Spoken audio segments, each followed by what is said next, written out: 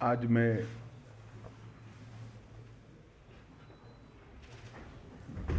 जम्मू का मेरा आज का दौरा विशेष कर जो लोग एक दुर्भाग्यपूर्ण घटना में मारे गए रजौरी के क्षेत्र में, इनके आप्तजनों से मिलना और इनकी दुख में सहभागी होना ये उद्देश्य था। परंतु आज मौसम के कारण वहाँ मैं पहुँच नहीं पाया। सभी के सभी सातों परिवारों के सभी सदस्यों के साथ मेरी टेलीफोन पर बातचीत हुई है और क्योंकि मौसम के कारण मैं जा नहीं सकता था तो टेलीफोन के माध्यम से उनके दुख के अंदर सहभागी होने का मैंने प्रयास किया है। उनकी जो बातें हैं उसको ध्यान से सुनी है। एलजी श्री मनोज सिन्हा जी भी मेरे साथी थे जब मैं बात कर रहा था। उनका हौसला पूरे देश के लिए उदाहरण रूप हौसला था। सभी लोगों का कहना था एक क्षेत्र हमारा है, हम इसको नहीं छोड़ेंगे। कुछ परिवार पाक ऑक्यूपाई कश्मीर से भी आए थे, फिर भी डटकर लड़ने का मूड इतने बड़े हादसे के बाद भी प्रदर्शित होना बहुत बड़ी बात है। उसके बाद आज यहाँ पर सिक्योरिटी एजेंसीज के सभी पहलुओं पर और सभी प्रकार की जितनी भी एजेंसियां जम्मू कश्मीर के सुरक्षा के लिए जिनकी भूमिका है, वो सभी एजेंसियों के साथ विशेषकर जम्मू क्षेत्र के सुरक्षा के इंतजाम को लेकर एक डिटेल बैठक हुई है। आने वाले दिनों में एक बहुत सुरक्षित ग्रिड बनाने के लिए भी यहाँ पर चर्चा हुई है।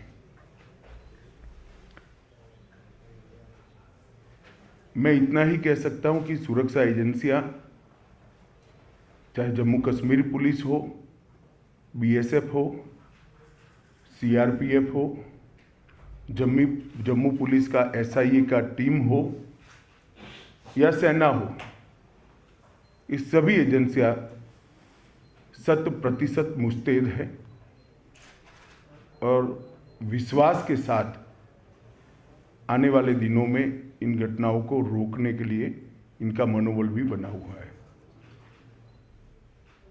ये दोनों घटनाएं जो 2 दिन में हुई उसकी जांच कल ही भारत सरकार ने एनआईए को सौंप दी है। एनआईए और जम्मू पुलिस दोनों मिलकर इस घटना की जांच करेंगे। जांच में एनआईए के साथ जम्मू पुलिस का पूरा इन्वॉल्वमेंट होगा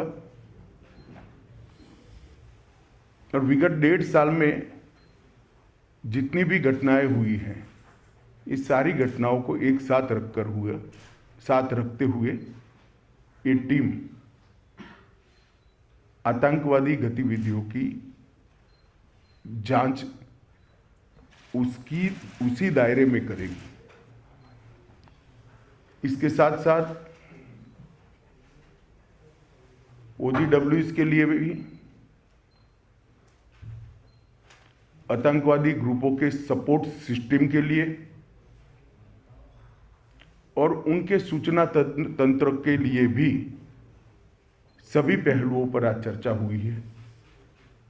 और एक कह सकते हैं कि संपूर्ण 360 डिग्री सुरक्षा का चक्र बनाने का आज सभी एजेंसियों ने भरोसा भी दिलाया है और इस पर चर्चा भी हुई है। हमारी जितनी भी सूचना की एजेंसियां हैं, इन्होंने भी अपनी गतिविधि को और टाइटन करने का फैसला भी बनाया है, रणनीति भी करी है। मुझे विश्वास है कि आने वाले दिनों में जिन लोगों ने भी ये घटना करी है उनको जम्मू कश्मीर पुलिस बहुत कम समय के अंदर नसीहत करेगी और उनको कानून के दायरे में लाकर कोर्ट के सामने खड़ा करेगी। इसके साथ साथ जम्मू क्षेत्र की पूरी सुरक्षा को चौक चौबंद करने के लिए जो एक्शन प्लान बना है, ये टाइम बाउंड है और 3 महीने के अंदर हर क्षेत्र के अंदर सुरक्षा ग्रिड को मजबूत करने का आज फैसला हुआ है। मैं जम्मू के नागरिकों को इतना भरोसा दिला सकता हूं कि इनकी आतंकवादी ग्रुपों की मंशा जो भी हो, परंतु हमारी एजेंसियां मुस्तैद होकर जम्मू की सुरक्षा करेगी। धन्यवाद।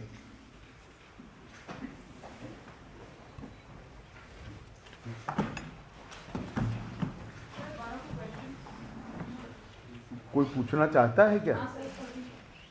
बता दीजिए। सर, आप जो ये बीडीसीज को जो स्ट्रेंथन कर रहे हैं, बीडीसीज को जो स्ट्रेंथन करने की बात हो रही है, आर्म्स ट्रेनिंग दे रही है सीआरपीएफ आर्मी, इसके पीछे मंशा क्या है?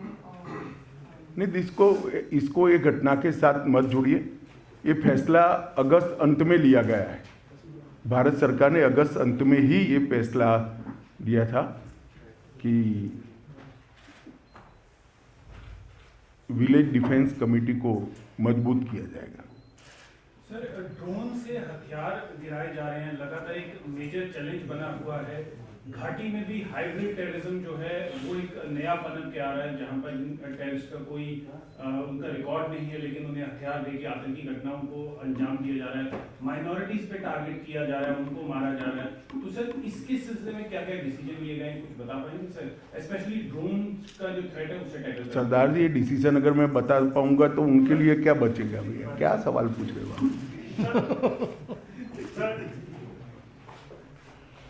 तो जो विक्टिम फैमिलीज हैं कई आतंकी घटनाओं में जो शिकार होती हैं, जैसे राजौरी में भी हुआ, इसी तरह से पहले कश्मीर में भी टारगेट किलिंग से जो शिकार हुए, तो उनके लिए किस तरह से वो उनकी लाइफ बेटर हो पाए? क्योंकि राजौरी वाले इंसिडेंट में काफ़ी जो फैमिलीज हैं वो उनकी हालत कई ज़्यादा लो लेवल की है, तो उनके लिए क्या किया जाए? नहीं, हर स्तर पर, चाहे घाटी हो, चाहे जम्मू हो, चाहे राजौरी हो, चाहे पूंछ हो, चाहे साउथ कश्मीर हो, जो विक्टिम फैमिलीज है, इसके साथ सरकार बिल्कुल मजबूती से खड़ी है। इसकी प्रस्तावित योजनाएं हैं और योजनाओं के ऊपर भी लेफ्टिनेंट गवर्नर को बहुत सारे अधिकार होते हैं। कई योजनाएं स्पेसिफिक किस्सों में अप्लाई नहीं होती है, कुछ मर्यादाएं आती है, तो लेफ्टिनेंट गवर्नर कैन डिसाइड। इसमें कोई कोताही नहीं बरती जाएगी। बड़े संवेदनशीलता से और सम्मान के साथ इनके परिवार की सभी चिंता की जाएगी।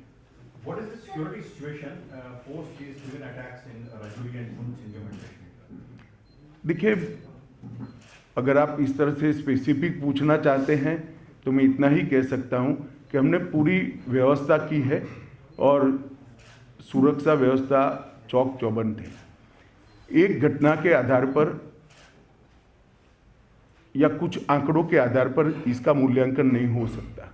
मूल्यांकन करना है तो जब से जम्मू कश्मीर में टेररिज्म हुआ है, जन्म लिया टेररिज्म ने, तब से लेकर आज तक धारा 370 हटाने के बाद ये 3 साल में सबसे कम घटनाएं भी हुई है, सबसे कम मृत्यु भी हुई है। क्वेश्चन लास्ट, क्योंकि सर आपका पर्पस यही था कि राजौरी विक्टिम्स से मिलना, तो क्योंकि आप वेदर की वजह से नहीं मिल पाए, तो आप स्टे बैक करेंगे? ना, आज स्टे बैक नहीं करूंगा क्योंकि कल भी मौसम के हालात 3 दिन तक ठीक नहीं बताए जा रहे हैं, मगर मैं जरूर आऊंगा और उनको मिलूंगा। Thank you. बता दीजिए आप अंतिम। सर आतंकवाद को मुंह तोड़ जवाब दे रहे हैं, तो क्या ऐसा माना जाए कि आने वाले चंद सालों में आतंकवाद जो है वो जम्मू कश्मीर में इसका आखिरी पड़ाव है? हमारा प्रयास तो यही है और आंकड़े अगर आप देखेंगे तो इसी दिशा में जा रहे हैं। हमारे सुरक्षा बलों ने आतंकवाद को मुंह तोड़ जवाब दिया है और सभी दृष्टि से आतंकवादियों के हताहत होने की संख्या, नागरिकों को मरने की संख्या, तो आतंकवादियों को हताहत होने की संख्या बढ़ी है, नागरिकों के मरने की संख्या कम हुई है। और जो